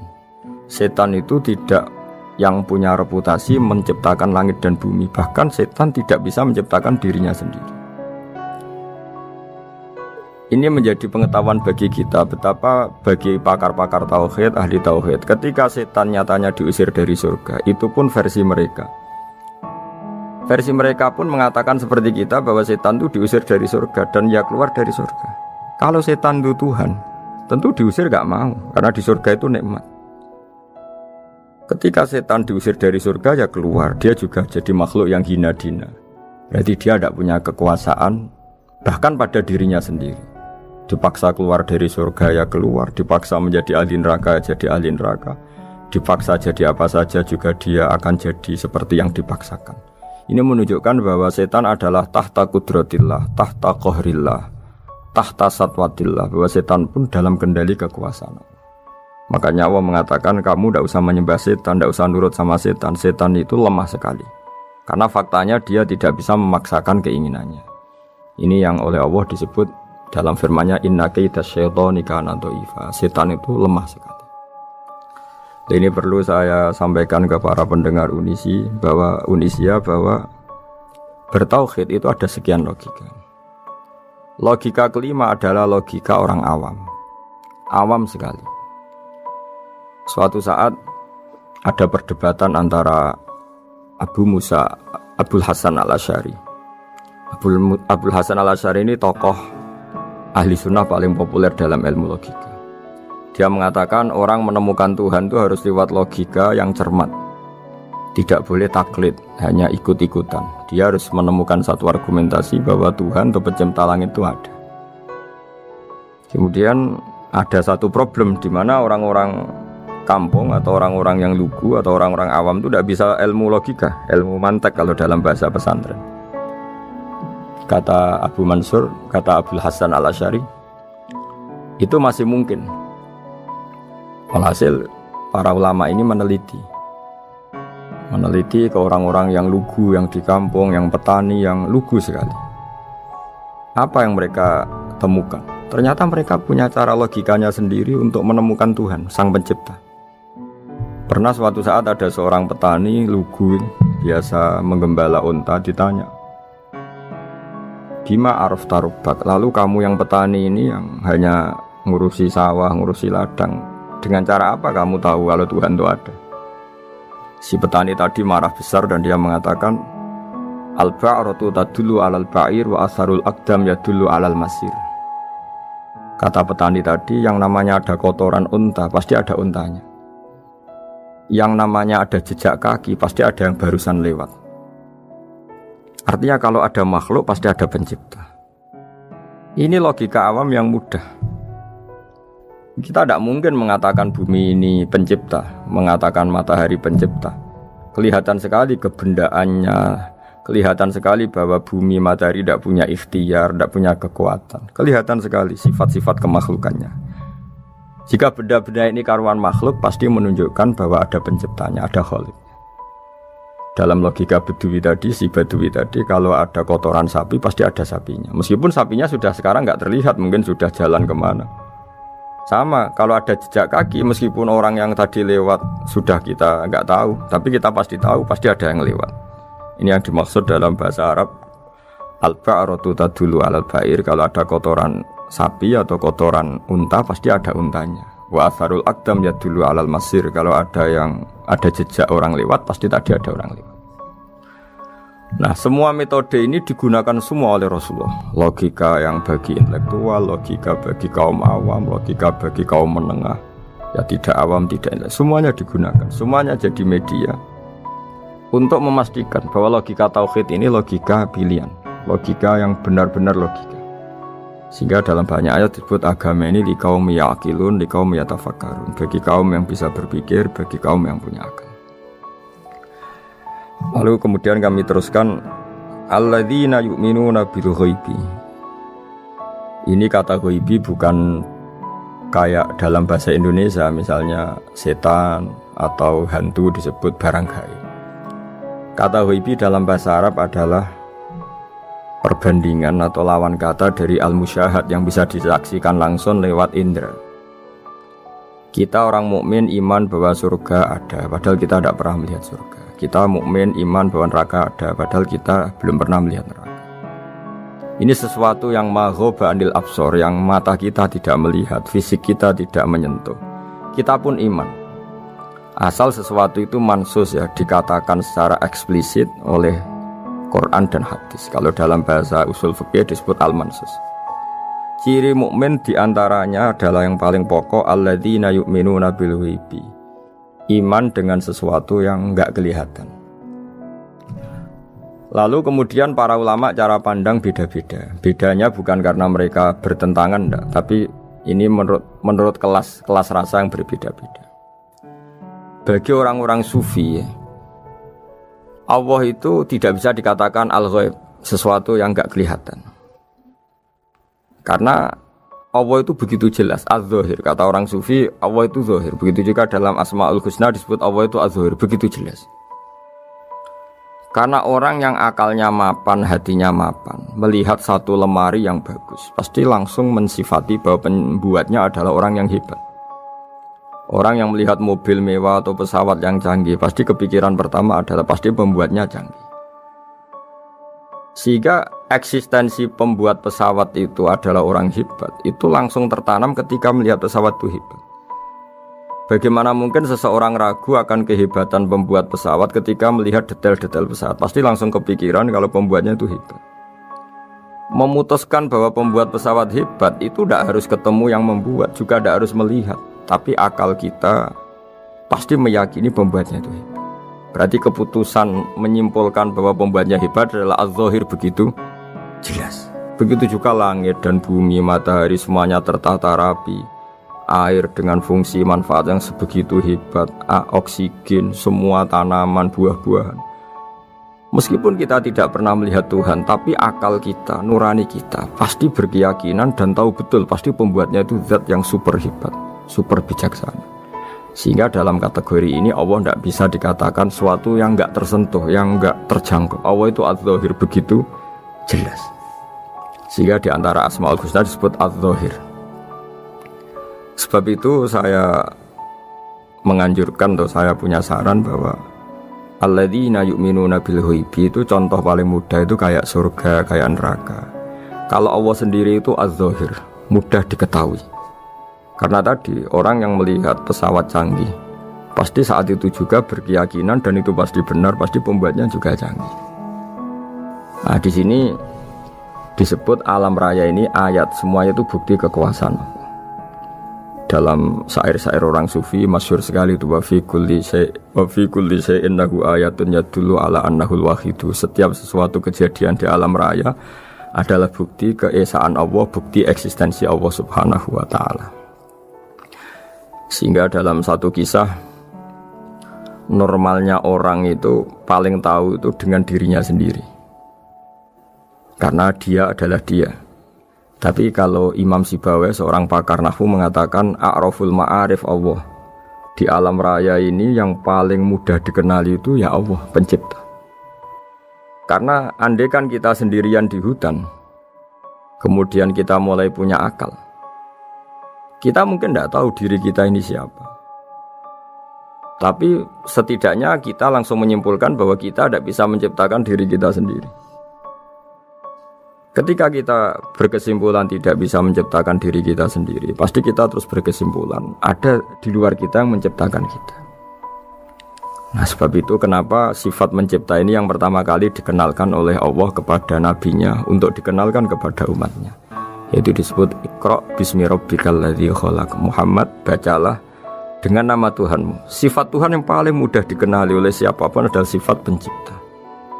Karena ketika seseorang yakin dia lahir sudah ada bumi, dia lahir sudah ada langit, dia pasti akan tahu bahwa dia ada penciptanya. Sehingga paling mudah mensifati Allah atau mensifati Tuhan adalah bismi rabbikal ladzi khalaq. Terus kemudian di antara ciri orang baik adalah wa yuqimunas sholat. Kemudian beriman kepada yang gaib, menegakkan sholat.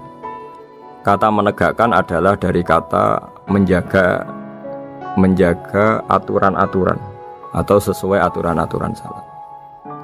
Kita tahu dalam salat ini ada beberapa syarat yang harus dipenuhi. Misalnya harus wudu, harus suci di tempat yang suci. Terus ada syarat-syarat dalam internal sholat, dia harus baca Fatihah, harus tumakninah, macam-macam.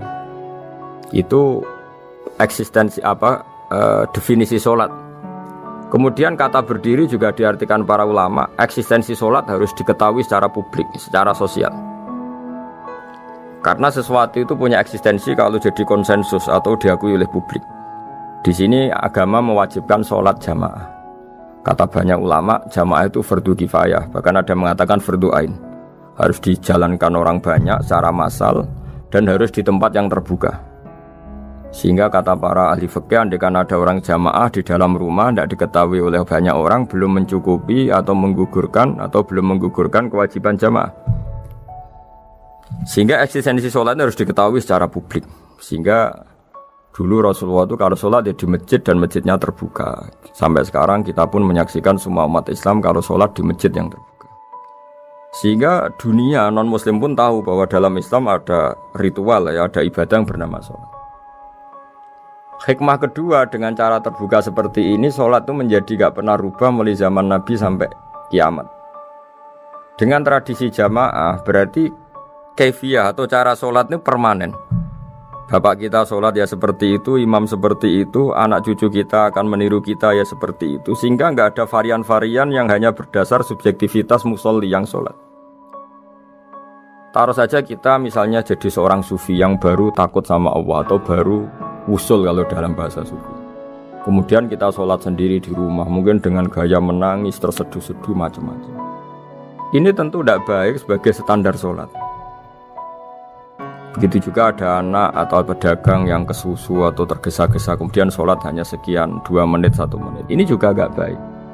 Meskipun itu boleh dilakukan individu-individu, tapi kalau dalam sholat jamaah orang harus manut imam dan ada standarnya. Misalnya tumakninah itu biqadri subhanallah, jadi ada ukurannya.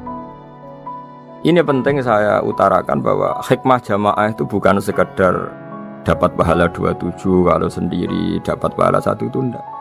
Tapi ini menjaga eksistensi sholat supaya ya seperti ini terus sampai kiamat. Sehingga orang Indonesia atau orang Afrika, orang mana saja, itu ketika haji atau ketika saling berkunjung di negara lain, itu enggak akan kaget dengan cara-cara sholatnya, karena seluruh dunia kaifiyahnya caranya sama. Ini semua barokah dari jamaah. Maka Rasulullah itu enggak banyak ngendikan tentang caranya sholat. Beliau hanya ngendikan shollu kama ra'aitumuni usolli. Sudahlah kamu pokoknya makmum saya. Nanti caranya kamu sholat sama seperti saya seperti ini. Sehingga kata menegakkan sholat adalah bisa kita tegakkan kalau kita aparat negara, ya, bikin-bikin aturan supaya eksistensi sholat enggak terganggu. Kalau kita seorang kultural juga mensuasanakan sholat, dan supaya kefiahnya atau caranya sholat ini benar, kita tradisikan jamaah. Sehingga anak kecil ngikuti yang besar, yang bodoh ngikuti yang pinter dengan satu cara. Itu barokahnya jamaah. Sehingga wa yuqimunas sholat itu, sholat kita dirikan baik secara personal, dengan cara-cara tumakninah, kita suci di tempat yang suci. Maupun kita tegakkan, kita maklumatkan, kita jadikan konsensus bahwa sholat ya seperti ini. Sehingga ada khayal-khayal lagi dalam Islam. Misalnya nyuwun sewu ada aliran yang mengatakan, ya kalau Tuhan itu kan enggak bebas arah, bebas tempat. Terus dulu pernah ada orang sesat sholat sampai 4 rakaat 4 arah, alasannya Tuhan itu tanpa arah. Enggak akan terjadi seperti itu. Karena ijma'nya umat Islam, konsensus umat Islam akan menolak faham yang seperti itu. Jadi saya mohon sekali, ini pentingnya jamaah. Dengan jamaah maka caranya sholat, cara meyakini madhab kiblat dan sebagainya terjaga ila yaumil qiyamah, sampai hari kiamat. Terus sifatnya orang mukmin lagi, wa mimma razaqnahum yunfikun, dan menafkahkan sebagian rezeki yang kami berikan. Ya ini termasuk zakat, sedekah. Jadi ada sebuah riwayat mengatakan inna fil mali haqqon, harta itu ada haknya yaitu zakat.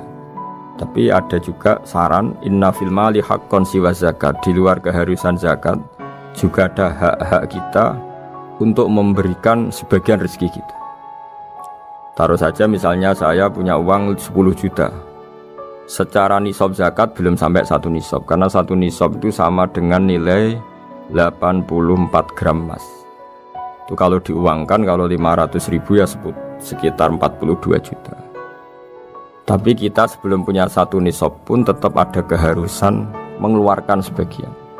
Yaitu tentu dalam fikih kita wajib mengeluarkan uang untuk anak kita, untuk istri kita. Itu yang wajib-wajib. Kemudian ada sosial, kita nyumbang masjid, nyumbang yatim piatu, macam-macam. Sehingga kata para ulama, ciri utama mukmin diantaranya adalah melakukan zakat, baik zakat yang fardu maupun zakat yang sunat. Karena kata zakat itu dimaknai fardu, sebetulnya definisi para ahli fikih untuk membedakan zakat yang wajib dengan sedekah.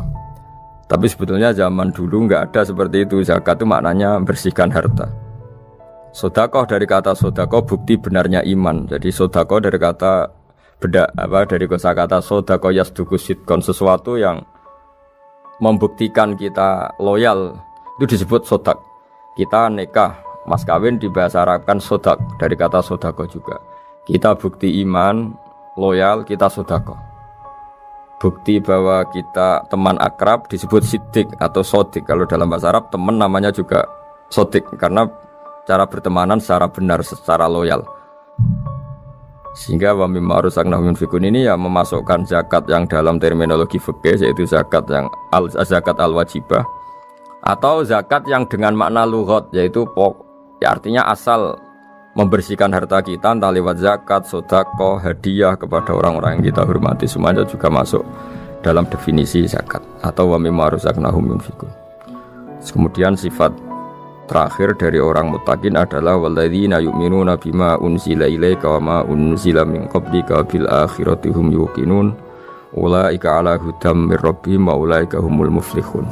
Di sini diterjemah mereka yang beriman kepada kitab yang kami turunkan kepadamu dan yang diturunkan sebelum kamu. Ini kata yang diturunkan sebelum kamu penting sekali, karena ciri utama Nabi adalah dia tidak pernah beda dengan Nabi sebelumnya. Karena kebenaran tauhid pasti tunggal. Nabi-nabi dulu pasti mengajarkan tauhid, hanya menyembah Allah. Enggak mungkin nabi berikutnya kemudian bikin ajaran baru dalam tauhid. Sehingga andaikan semua kitab Injil, Taurat itu masih versi yang orisinil, pasti enggak ada yang beda dengan Quran. Karena ciri utama kebenaran adalah iman dengan Quran dan iman kepada kitab yang diturunkan sebelum Al-Quran. Wabil akhirati hum yuqinun, mereka juga yakin akan datangnya hari akhir. Itu bisa disebut yaumul ba'ts. Terus ketika semua kriteria itu terpenuhi, baru ulaika ala hudam mir rabbihim wa ulaika humul muflihun. Mereka itulah yang berada pada petunjuk Allah dan merekalah orang-orang yang berbahagia. Para pendengar sahabat Indonesia, semoga kajian ini bermanfaat. Dan ini mulai ayat 1 sampai 5 dalam surat Al-Baqarah, yaitu surat yang dalam tartibnya mushaf nomor 2 setelah Fatihah. Jadi kalau dalam ulumul Quran disebut ada surat yang berdasar nuzulul Quran, yaitu surat Iqra, kemudian Muddatsir. Ada urutan surat yang berdasar tartibul mushaf, yaitu yang kita punyai sekarang, yaitu Fatihah, terus Baqarah dan seterusnya. Dan urutan-urutan ini pun sesuai petunjuk Rasulullah SAW. Saya kira demikian. Mohon maaf atas semua kesalahan. Wassalamualaikum warahmatullahi wabarakatuh.